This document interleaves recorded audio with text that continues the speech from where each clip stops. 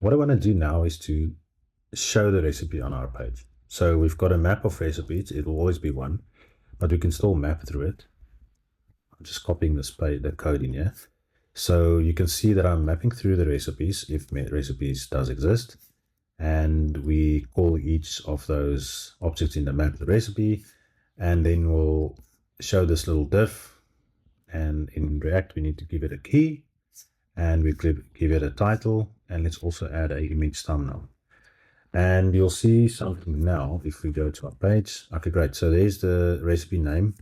Refresh it, we get a new one. Refresh it, we get a new one. But our image is not showing in here. And if you look in the log, there's this error that says this image violates the following content security policy directive. Image source self. Note that image source was not explicitly set, so source default is used as a fallback.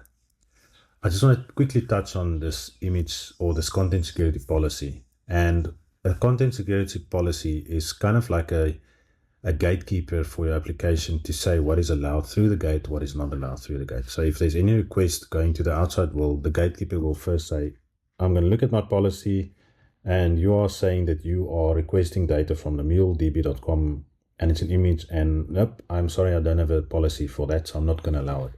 So therefore we don't see the image here, and we see this. And in Redwood SDK, if you look in your app directory, there's a headers.ts file, and there's a lot of things set in here, but what we want to have a look at is right at the bottom, the content security policy.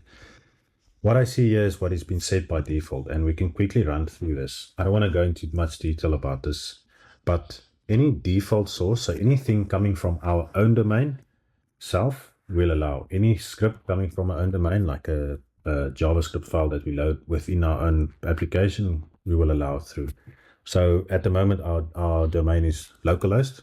If you were to host it at mydomain.com, anything on that domain would be allowed. We're also allowing anything that we set in line, like a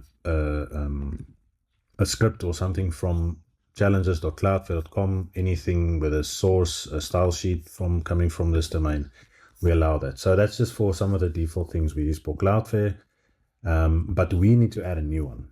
And if we go back here, it says, note that the image source was not explicitly set.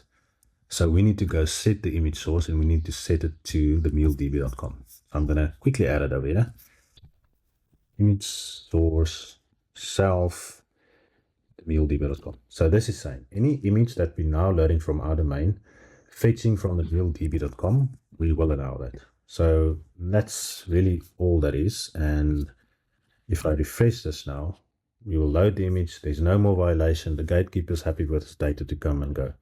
So that's just an important thing. If you load anything from an outside domain, make sure that it is actually allowed by your policy. Otherwise, it won't be loaded. And you'll probably see it in your log here.